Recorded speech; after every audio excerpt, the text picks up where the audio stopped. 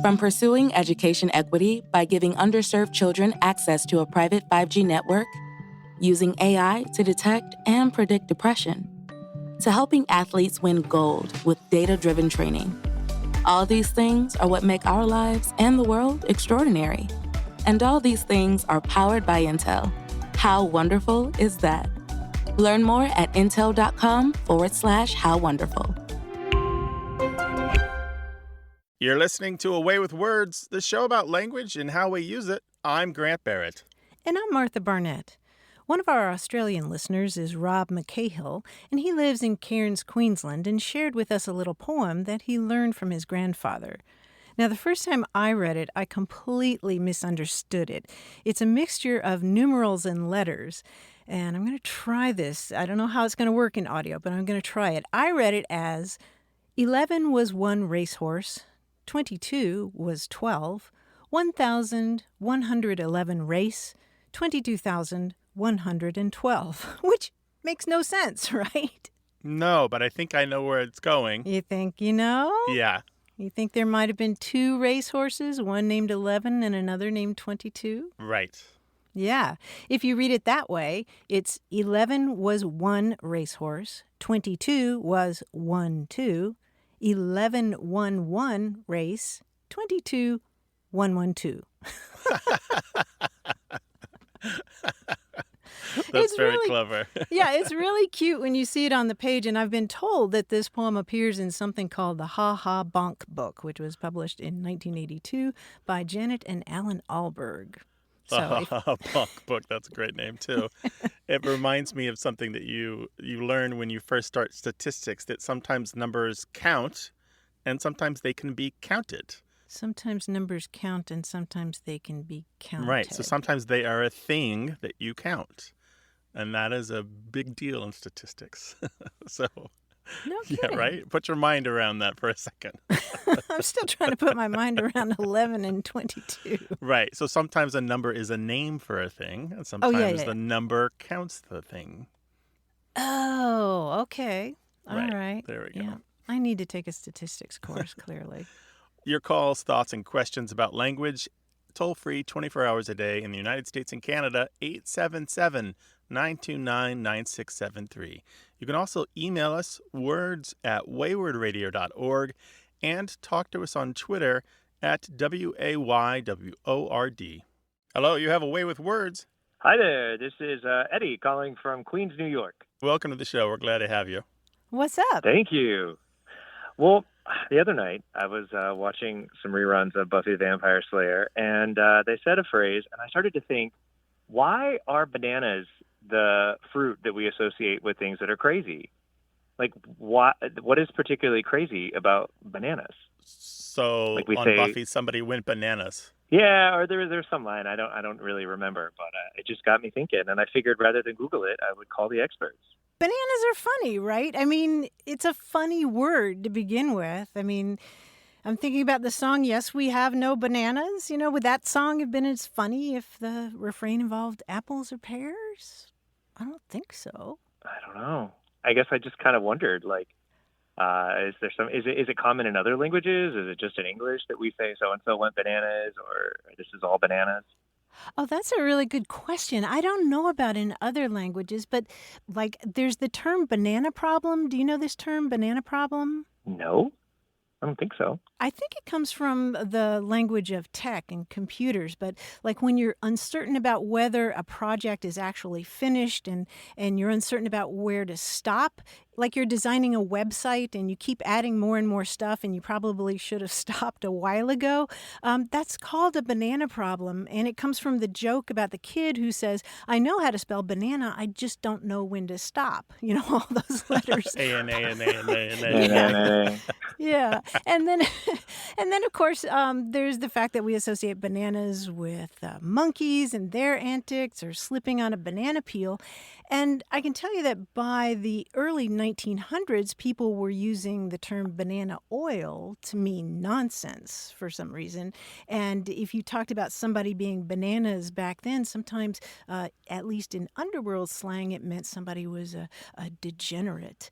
But by the 1950s, on college campuses, bananas and go bananas, meaning being wacky or out of touch with reality, was being included in collections of campus slang. There's one from the late 1960s that defines the adjective bananas as excited and upset or wild. And then the other thing is, I don't know if you're old enough to remember back in the 60s, but there were rumors that you could dry and smoke banana peels, and it would sort of give you a hallucinogenic effect. And so there are a lot of different factors swirling around, but I think basically it's just that the word is a funny word. What do you think? Wow. I had never heard of people actually trying to smoke banana peels. I feel like, I don't know, I'm 40. I'm still freaked out when the kids are trying to lick frogs or whatever. So, Tide Pods. Yeah, well, don't try this at home. Yeah, it supposedly it doesn't work. I thought, Martha, that there was something to the story about monkeys and apes getting excited over bananas as their favorite fruit to eat, because this is why we also say that people go ape over something. Mm-hmm. Yeah, right. Yeah, monkeys in their antics. Yeah, but it is a funny word. Yeah, there were all these jokes when bananas became more common and you could get them at the grocery store that started appearing in the periodicals about the people who ate bananas for the first time. And then somebody would say, well, how'd you like it? He'd say, well, I liked it pretty good, but the hull was kind of hard to eat. Yeah, all these dumb jokes. But that's the thing that the banana just inspired, just like jokes, because it looks funny and it was just so unusual compared to your normal hand fruit. Interesting. That is good to know. You said that you noticed it when you were watching Buffy the Vampire Slayer. Do you use it in your everyday life? All the time. Go banana? All the time. Well, tell us about your life. Usually when I use it, I usually just say BANANAS to stress how like crazy something is at work. But it's my sort of euphemism for this is like a total cluster at work. Yeah. I've heard people go, this is bananas. Like Yep. Like That's probably how you say it without hyphens, yeah. But it is kind of hard to stop, isn't it, when you're saying no. Like a ball bouncing. Well, I'm old enough to remember the Gwen Stefani hit, so I definitely remember spelling bananas quite a lot. What? Wait, Gwen Stefani? What's it? Wait, educate us. Yeah. What? In that song, Holla Back Girl, she says, this is bananas, BANANAS. She does I don't know why. I think that probably was like a pretty big pop hit. And I was a flight attendant. Yeah, it was. It was a huge song. Oh, my gosh. And here I am quoting, yes, we have no bananas. I think that's from the 20s. It's okay. That's why we call into the show. I want to learn all of the history. I've been a big fan for a long time, Martha and Grant. I've seen your live shows, your Zoom shows. A super fan. Thank you so much for calling us. We really appreciate it, dude. Have a great day, Martha and Grant. Thanks, Eddie. Be well. We appreciate You too. your comments. Take care now. Thanks. Bye-bye. Bye-bye. Bye-bye. We know your life is a little bananas right now, but make some time to give us a call, 877-929-9673. It's toll-free in the U.S. and Canada, 24 hours a day, 7 days a week. Or you can email us words@waywardradio.org or reach out to us on Twitter at WAYWORD. Here's a riddle from the book The Puzzler by A.J. Jacobs. It's supposedly translated from the Swahili. And the riddle goes, I am a house without a door. That's it? That's it. An egg? Grant, how in the world did you get that? I had all these clues ready to go, and I was going to lead you to the answer. It reminds me of one in The Hobbit that Bilbo and Gollum tell each other. It's something like, a box with no lid, inside a golden treasure is hid. And the answer is an egg. Oh, there you go. Let us help you solve your linguistic riddles. 877-929-9673 or email us words@waywardradio.org. Hello, you have a way with words. Yes, this is Carlos from Miami. Hey, Carlos, welcome to the show. What's on your mind? I had actually called before because they were talking about different phrases. from different cultures, different countries. Mm-hmm. And one of the ones that I submitted was it's in Spanish, but particularly Cuban Spanish, and it's El que no llora no mama, which is basically a direct translation: the baby that doesn't cry doesn't get any milk.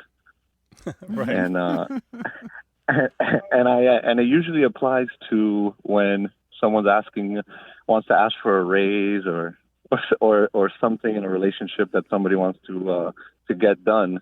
You know, I guess the equivalent would be the squeaky wheel gets the oil, something like that. Mhm. Yeah, squeaky wheel gets the grease. That's right. Yeah. So no, that's it. That's all I got for you guys. Oh, but it's a good one. Say it again for us. El que no llora no mama. The baby that doesn't cry doesn't get to suckle. Let's say. It's true. let me ask you if you've heard another Spanish one. No decir esta boca es mía. And what would that mean exactly? Well, according to what I learned, it's to not say that this mouth is mine. So it's a way to not speak up for yourself. So in an English translation, you might say, he didn't say this mouth is mine, so his business partners cut him out of the deal. Oh, okay. So I get it. Yeah, I don't know if you've ever heard that one. No, but thank you. I know it now. I looked up your expression, no llora, no mama, in my proverb books, and I've got a zillion of them, and it looks like it's widespread throughout the Spanish-speaking world. In Chile, in Nicaragua, Colombia, Venezuela, Puerto Rico, Costa Rica, Mexico, and some more countries. So it looks like it's... so maybe I was being selfish with my Cuban upbringing.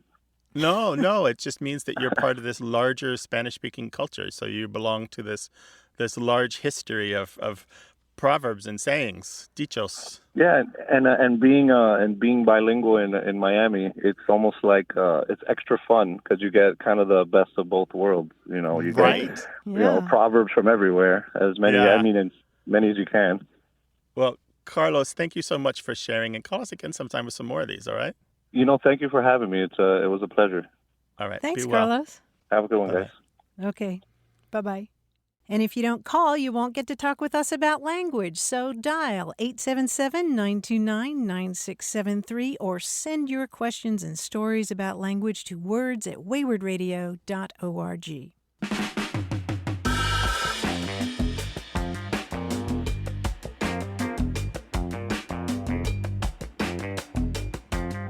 Our listeners continue to have fun inventing the names of lesser-known Greek gods by pronouncing familiar words with the accent on the wrong syllable, like Tentacles, the god of octopuses, or something like that. We heard from David Savala in Athens, Ohio, who sent us the name Mediocrities. That's the god of things that are just pretty much okay. Mediocrities. Mediocrities. Yeah. And then we heard from John Mink in Palo Alto, California, who sent us Lotteries. That's the god of random numbers.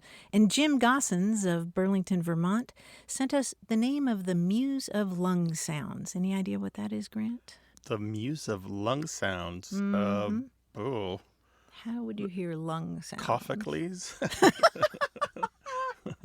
I don't know. That's good.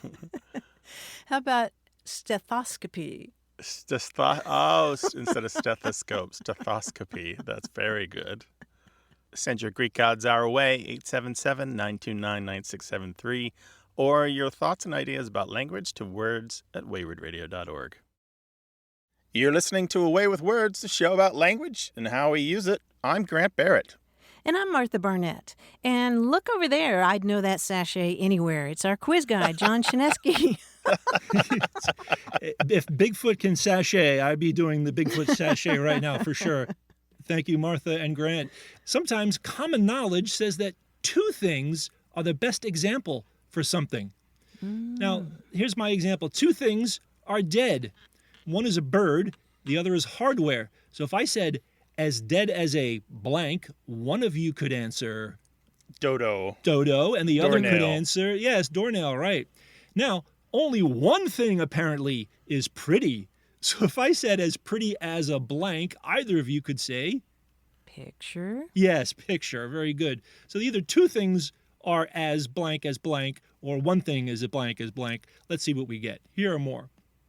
To my surprise, two animals are happy.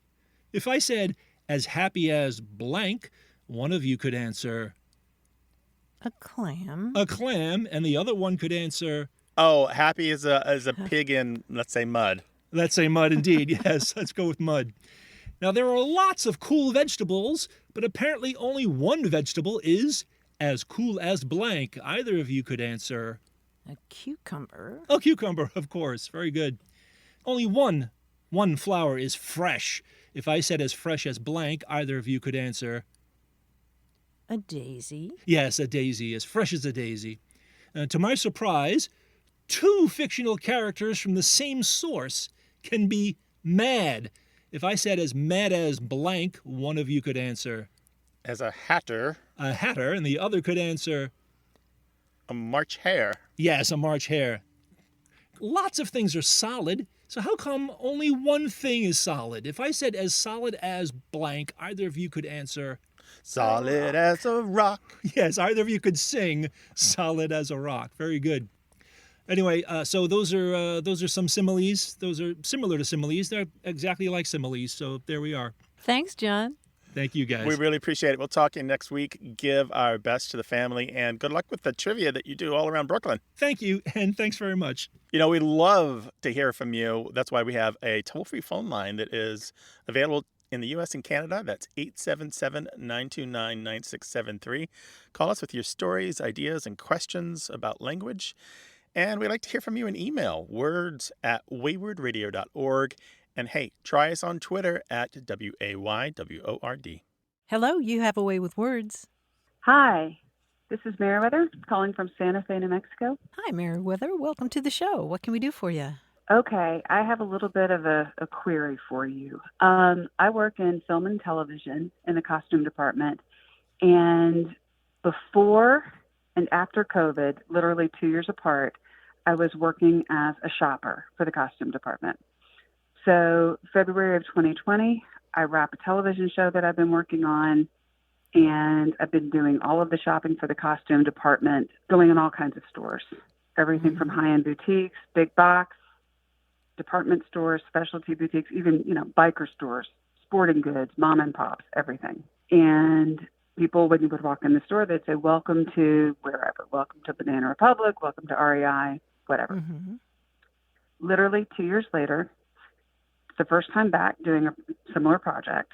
I'm on a feature film, same area, and I'm going into the usual variety of stores, and all of a sudden, every place I go in, they're saying, welcome in. So it's gone from welcome to Dillard's to welcome in. I've never heard Right. this before. Yeah, what's changed? So I don't know if you can help me, but that's the thing. And it's only getting worse. Like, it's everywhere now. Well, you make it sound like a different pandemic. Yeah, exactly. There's a pandemic of welcome in. Well, It's gone viral. first, let me assure Yeah. you that the patient is fine, that English will survive this. It's not going to kill the language. Did you get a sense whether or not it was all young clerks asking this, saying welcome in? A lot of them were young, but some of them were not. Okay. So it did cross different age groups. But I would say that more of the clerks that I was encountering were young. I think we first started hearing from our listeners about this in 2016. And I did a search on Twitter to see when I could first see people commenting on it there. And I could see it as far back as 2014. But people, in Phoenix and Atlanta and California and other places. But what's really interesting is as early as 10 years ago, people were commenting that they were hearing it in Starbucks from Starbucks staff. And Starbucks staff were saying that they are required to greet customers as they're coming in. And I just keep wondering if there isn't some company out there providing training or training manuals to a variety of corporations that encourage the use of the phrase welcome in instead of welcome to. It just seems possible that just somewhere along the way there's this company that provides this method, and it could easily be explained by that. And I don't have anything to base this on except that it just seems possible, because corporate training is this unavoidable juggernaut if you've ever been through it. Boy, they just really hammer it into you. Oh, I was in training for a corporation. You know and then. there was language that was very specific, which felt unnatural, Right. and we enforced it to some degree.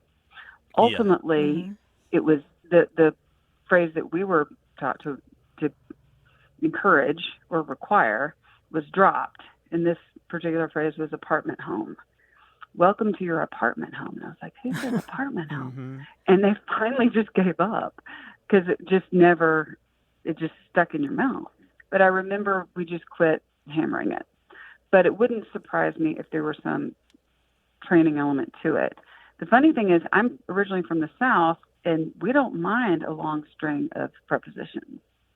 But this one, and I would think that if anybody were to do this, like Waffle House, welcome in, and you don't hear it. I wonder if they say it there. Well, let me ask you if part of what is dissonant for you is because it feels like there should be an object to be welcomed to. I mean, it's understood that you're welcomed into the store or the restaurant or whatever, but does it feel like they should be saying something after the in, welcome in, and you're just kind of waiting for something to follow and nothing follows? Well, I think what it is when you said welcome in the restaurant, I would say welcome into the restaurant. Yeah. So it feels like a little extra bit of something that doesn't add shade of meaning. And when I hear other prepositions strung along, they tend to add some kind of shade of meaning. And I guess it does add emphasis, but I don't know. It's just kind of cringy for me. Well, one thing I'll leave you with before we go is when we have these commercial interactions, the kind of the back and forth, hello, how are you, thank you, please, that sort of stuff, they're mostly customary and they're almost devoid of semantic value. That is, they have almost no meaning except in the transaction. The transaction, the back and forth, is the value, and there's no meaning to take away, almost no meaning. So it really doesn't matter what they say. They could say sherbet, and that would be it. Olives. Yeah, olives. And if everybody in the country said olives when you walked into a store, after a while we would just say, oh yeah, that's what you say when you walk. They say to you when you walk into a store is olives, because it would just be customary. But something tells me that we're going to hear from listeners who work in those industries and can comment on it further. Yeah, take a photo of the page in your training manual, if that is a thing, and send it to us, because I'd love to learn whether or not that theory is correct. Well, thank you very much. More to come. That's all I can say, Meriwether. More to come. I'll be listening. Okay. Take care Thanks now. for calling. You too. Thank you. Bye-bye. Okay. Bye-bye. Bye, Meriwether. We know that language changes every single day, and sometimes you notice it. Talk to us about it. We can explain it, or try to. 877-929-9673. Email words@waywardradio.org.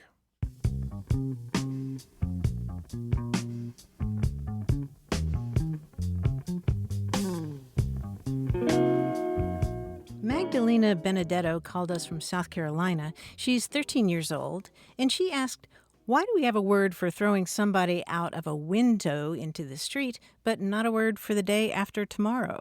Why do we have defenestrate, but not a word for the day after tomorrow? But we do have a word for the day after tomorrow. It's just not common. That's exactly right. And that word is?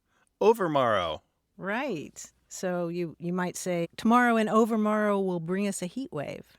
And the reason we have a word for throwing people out of a window... That's a word that was invented to denote what's called the defenestration of Prague. And that happened in 1618 when two Catholic officials and a secretary were tossed out of the window of the castle that at that time was the seat of power. And it was the start of the 30 Years' War. So we do have that word. It's what we might call a stunt word. You don't hear it very often, I guess, unless you're, throwing something out of the window. Defenestration comes from the Latin word fenestra, which means window, and you see that in the French word fenêtre.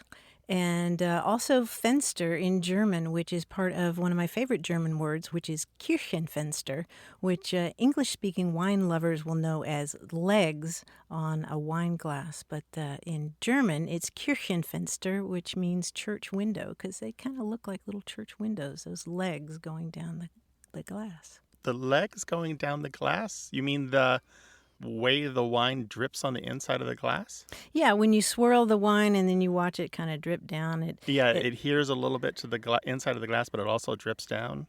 Yeah, and it looks sort of like a series of church windows. I mean, I've always thought about it as... that's right, with a little bit of arch, but a little bit of color. Yeah, Kirchenfenster. Oh, how about that? That's a lovely term. The world is filled with beautiful colors and language. Call us about it, 877-929-9673, and share your thoughts and questions about language in email, words@waywardradio.org. Hello, welcome to Away with Words. Hi there. This is Jane Lowy calling over here from Cape Cod, Massachusetts.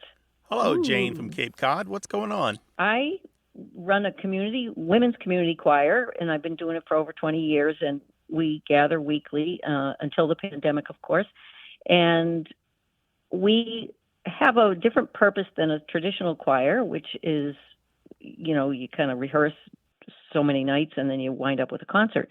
But what we do is meet to sort of develop community and joy and resilience and for our own good fun. And sometimes we have concerts, sometimes we don't. And certainly during these last couple of years, the emphasis hasn't been on performing. So I really dislike the word rehearsal for what we do. And I'm looking around for something that speaks to our gathering, but has a musical emphasis to it. It's not quite a rehearsal. It's just a regular gathering. Yes, and we're not trying to do something else, if you know what I mean. What we do is complete in and of itself each time we get together. So It's a real thing. It's not a rehearsal. Right. Right. And if you do shows for the public, those are just a byproduct. Correct. Oh, what a wonderful question. So you're really talking about not just the artistic process of getting better at whatever you're singing, but also that joy and community and sharing and common everything, right? I mean, there's so many health benefits I have read from singing together, right? Yes, and funny you should use the word common because we call ourselves common voices. Oh, that's nice. Very yeah. Yeah. Yeah, but there's all kinds of research that your hearts kind of start beating together, and it gets almost addictive, doesn't it, to make music with somebody else? Yes, it really does, and it's not only addictive, but it's really life-supporting and life-affirming, and it becomes like a necessary part of life, yes. Right.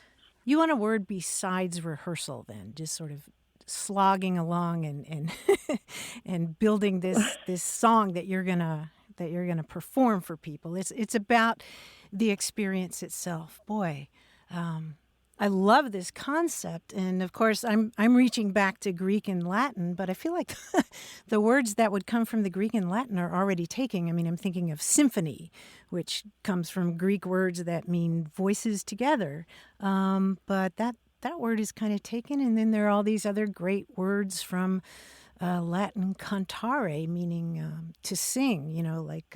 Like enchantment goes back to Latin cantare, and also the word accent goes back to a Latin word that means to sing. An accent is literally song added to speech. That doesn't help you, does it? Though? Well, no, only because it wouldn't be familiar to a common voice, so to speak. Right. People wouldn't automatically relate to it and know why they were going. Mm-hmm. Right. Mm-hmm. I guess I'll have to throw out this Sardinian phrase I was thinking of. Throw out your Sardinian phrase, Grant. Well, Let's the hear phrase it. is canto a boge notte, which means a night voice song, but they use it to, in their multi-part singing tradition in Sardinia to refer to singing for pleasure, of spending time together. Ooh, what's the phrase again? It's a canto a boge notte, literally night voice song, or it translates maybe to I sing at night or nightly song. But it's about the habitual action of singing, maybe emphasizing the content of the text. But again, it's not an everyday phrase. But I really think the notion of it is what you're going for here. Yeah. Years ago, I read Anthony Bourdain's books, and he's got a lot of restaurant slang. And then we watched the TV show The Bear recently, and there's something called the family meal. And this is food cooked in a restaurant for the staff, who they sit down either before open or after close to eat together. And a family concert doesn't quite work, but I think the sentiment is there, this idea that we're all spending time together for our own purposes, basically serving ourselves our own product, more or less, or singing for ourselves. That's nice. So clothes show or home show or something like that maybe are a little too bland, but something along those lines maybe. It's just, what is it about this focusing your attention inward to the group? The word that stuck out to me the most that's passed our lips today is enchantment. When Martha said that. So something about enchanting, or, that's kind of the closest that sort of rang a bell for me. Huh. Interesting. Okay. I could see that as being a beautiful springboard to a lot of possibilities. Look that up in a couple of thesauruses and see if anything clicks for you, or look up its etymology and break it down into its word origins and its component roots, and just see if just something kind of comes at you from an angle and your eyes open wide and you have that moment with the hair standing up on the back of your neck. Okay, I'll be looking for that. Yeah, That's we a great always goal. are. Well, Jane, the great thing is that we have lots of listeners who I am sure want to weigh in on this. People who've had that same kind of experience that you have every time that you sing with your fellow singers. And maybe we can crowdsource this and somebody will come up with an even better one. So stay tuned, okay? I sure will. And thank you very much. I appreciate the exploration. Take Thanks, care Jane. now. Bye-bye. Bye-bye. All right, bye-bye now. Martha and I are open to your recommendations, your questions, your thoughts, your ideas. 877-929-9673. Email words@waywardradio.org.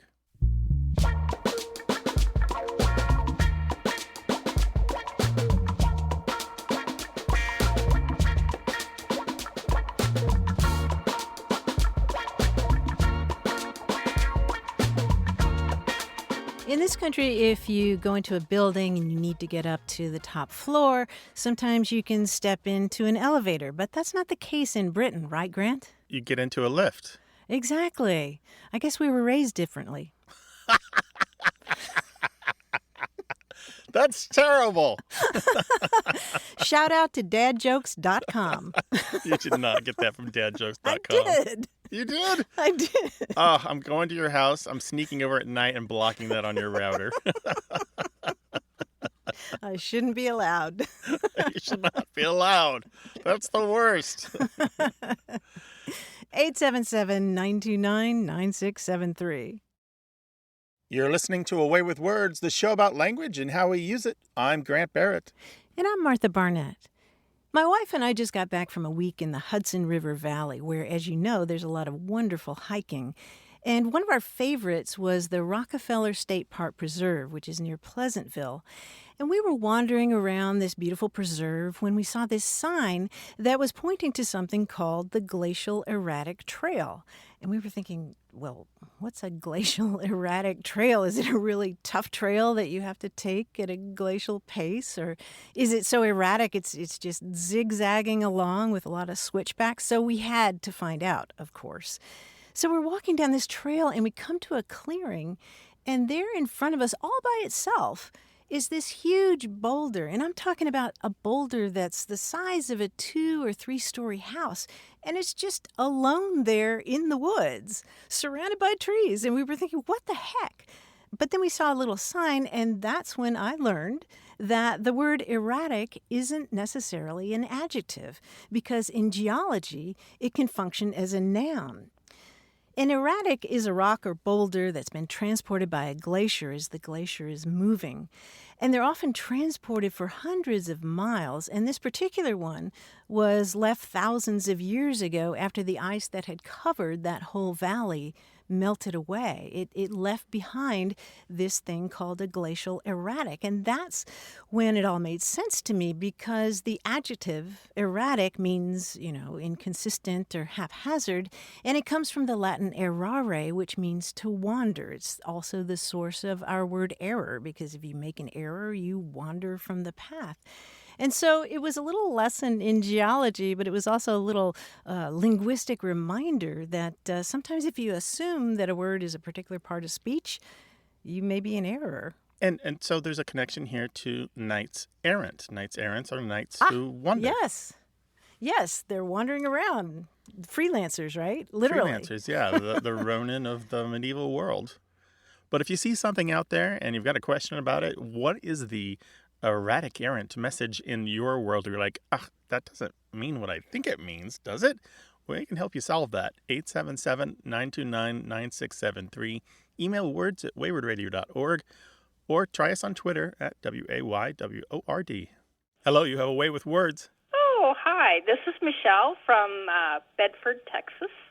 Hi, Michelle. Right outside DFW area. Hey, Michelle.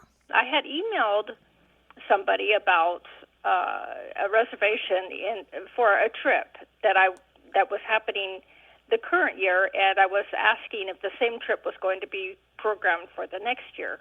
I was not at all certain of that, and I have to plan my vacations way ahead of time because we don't want to conflict with my colleagues. You can't everybody be off at the same time. This particular person returns the email and says, "Yes, Michelle, we schedule that trip every year." And it just struck me as a little odd. Instead of saying, "Hey, Michelle, yes, that trip will be scheduled," it was, "Yes, Michelle." And I'm adding the emphasis because, of course, I have no idea how the person would have said it out loud. This was in an email, and you don't get tone or inflection in an email. I have a colleague who, when we're on a conference call, we're all working from home, and so we have team calls. And this particular colleague, when I ask a question directed to this person, or my boss asks a question directed to this person, he will respond with our name. "Yes, Michelle," or "Yes, my boss's name." I have not noticed that he does it with anybody else. And I've asked my colleagues, and they're like, "Oh, never paid attention."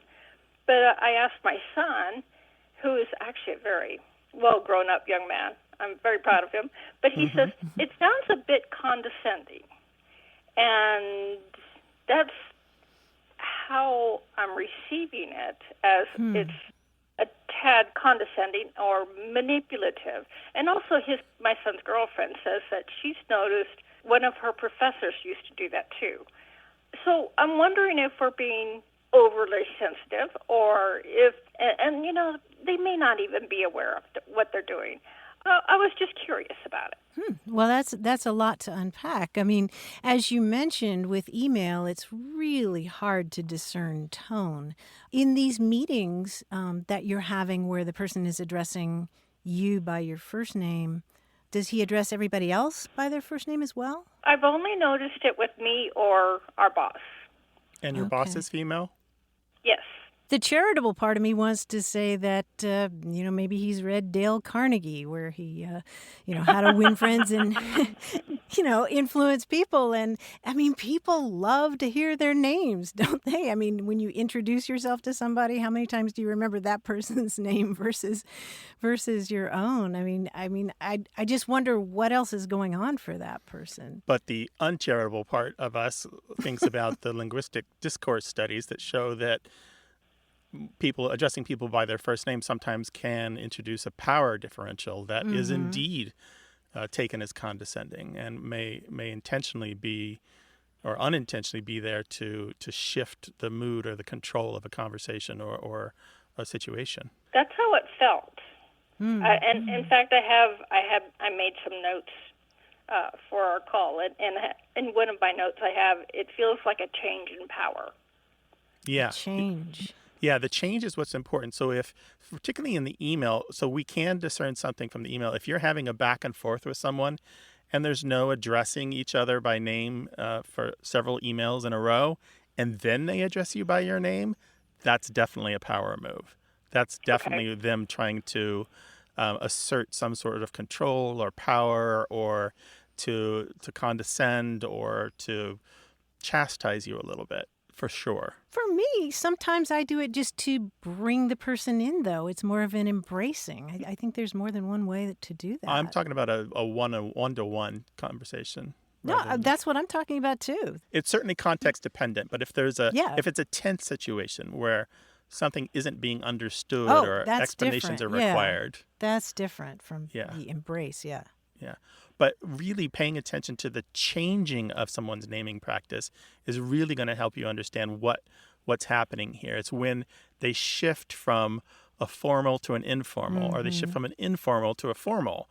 For example, we've all know about the parents shouting out your whole name, Martha Ann Barnette, get your shoes off the sofa. That's definitely somebody's angry at Martha Ann Barnette, right?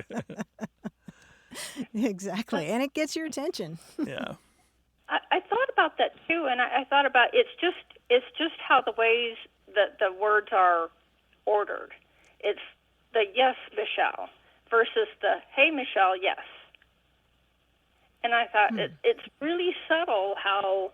Oh, I agree with that. I picked that up too. Yes, Michelle. You can almost hear the eyes rolling. Yes, Michelle. Yeah. Instead of like, Michelle, like there's couching language they could use. Oh, I'm glad you asked, Michelle. You probably don't know this, but yeah, we do this every year. Or or if you might remember, we do this every year. Or there's just lots of different ways they could have allowed you the moment of doubt and said, oh, maybe she just doesn't remember.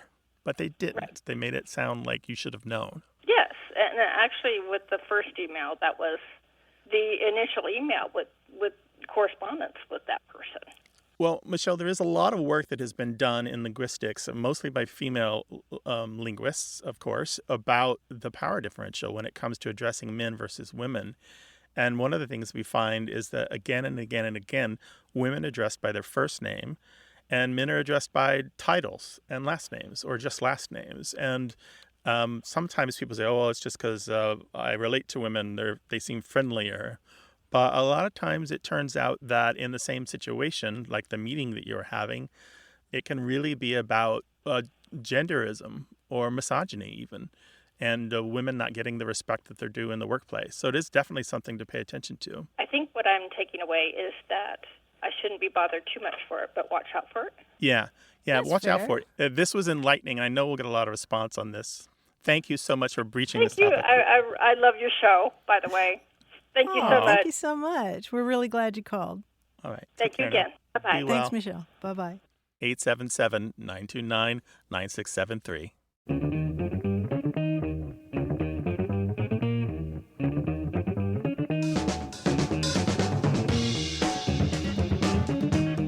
If you do enough crossword puzzles, you're sure to come across the word étui or étui. It's spelled E-T-U-I, and it means a small case for sewing needles or other little items. And because it's such an odd combination of letters, it's a handy term for those crossword constructors. There's a great cryptic clue for étui, which is a case of pins and needles, which I think is pretty brilliant. Oh, nice. What's also really cool about this word is that it comes from French étui, which means a case or a box or container. It goes back to a word that means to keep or shut up or imprison, and that also branched off in an interesting way into another term. In the 17th century, the English word was often spelled E-T-W-E-E. And the plural of that is étuis, E-T-W-E-E-S-E. And the word étuis eventually transferred from the case to the little instrument that those cases sometimes contained, tweezers. Oh, so I see. How about that? That's why they're called tweezers. Yeah, it's a weird word if you think about it, but it goes back to that the idea of keeping something in a little case. The world is filled with linguistic curiosities and strange collisions and coincidences. We'd love to share ours with you, and you can share yours with us 877-929-9673 is toll-free in the United States and Canada, 24 hours a day, 7 days a week. Hello, you have a way with words. Hello, this is Anthony Gaudio from Tallahassee, Florida. Hi, Anthony. Welcome to the program. Hi, Anthony.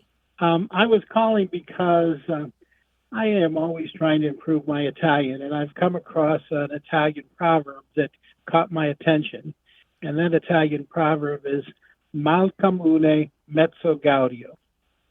And the reason it caught my attention is that has my last name in it, and it intrigued me.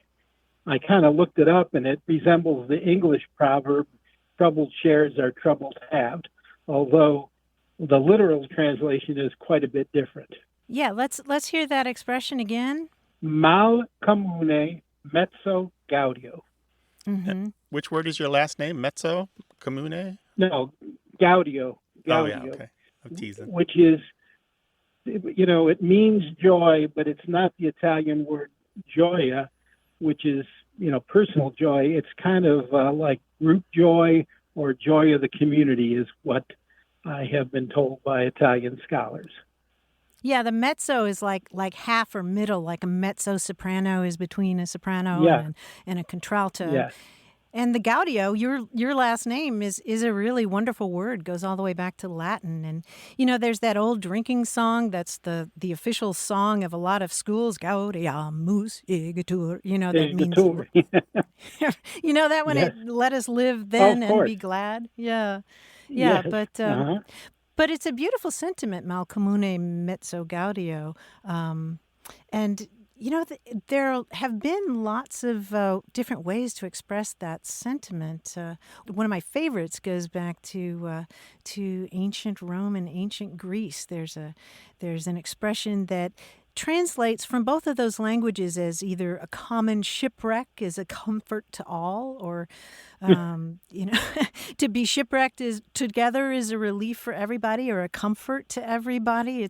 Or I've even seen those translated as society in shipwreck is a comfort to all. So it's like, at least we're all in this together. Well, I had never heard the English version of it, but shortly after I came across this Italian version, the woman who does the cooking on Downton Abbey said it. Oh, really? I said, "Oh my goodness!" Yeah, she said the troubled shared is troubled halved. She didn't say it in Italian. No. She said that was the first time I had ever heard the English version of it. Was that, and it was kind of surprising to me. But Gaudio is actually an uncommon cognome or last name in Italy, but because it probably goes back to Latin times, Roman times. Sure, yeah, Gaudium in Latin. Well, fantastic, Anthony. Thank you so much for bringing this to our attention, and good luck on your Italian classes. It sounds like you're making good progress. Well, I've been studying it for years, and in Italy, my family makes fun of my American accent and my poor choice of tenses, but I soldier on. Yes, that's the attitude. Very good. Take care now and be well, all right? All right. Thank you very much. Bye-bye. Okay. 877-929-9673.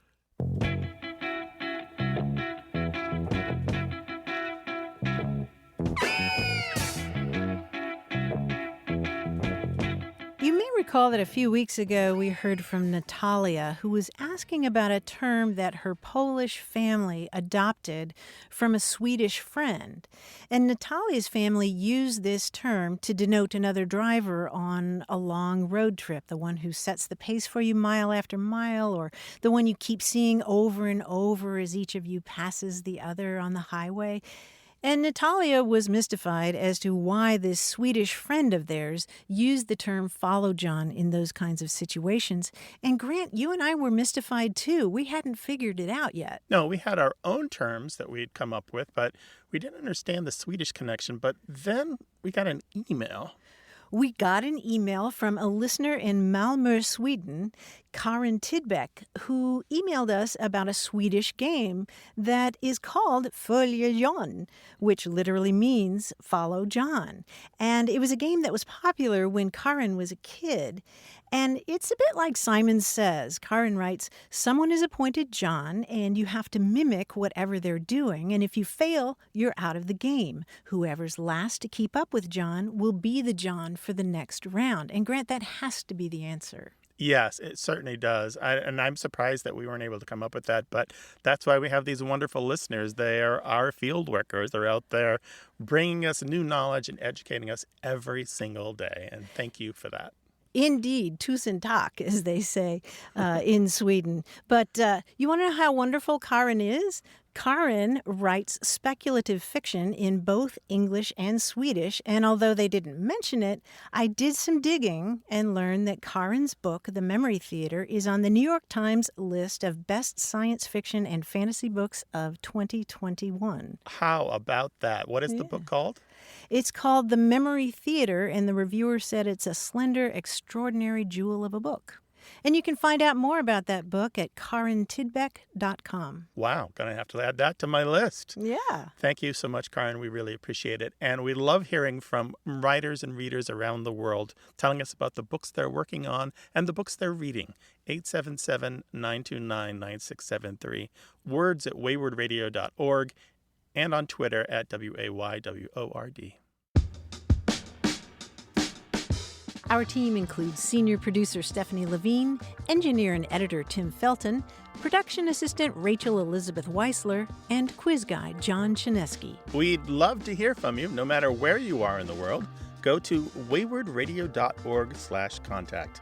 Subscribe to the podcast, hear hundreds of past episodes, and get the newsletter at waywardradio.org. Whenever you have a language story or question, our toll-free line is open in the U.S. and Canada, 1-877-929-9673. Or send your thoughts to words at waywardradio.org. A Way with Words is an independent production of Wayward Inc., a nonprofit supported by listeners and organizations who are changing the way the world talks about language. Special thanks to Michael Breslauer, Josh Eccles, Claire Grotting, Bruce Rogo, Rick Seidenworm, and Betty Willis. Thanks for listening. I'm Martha Barnette. And I'm Grant Barrett. Until next time, goodbye. Bye.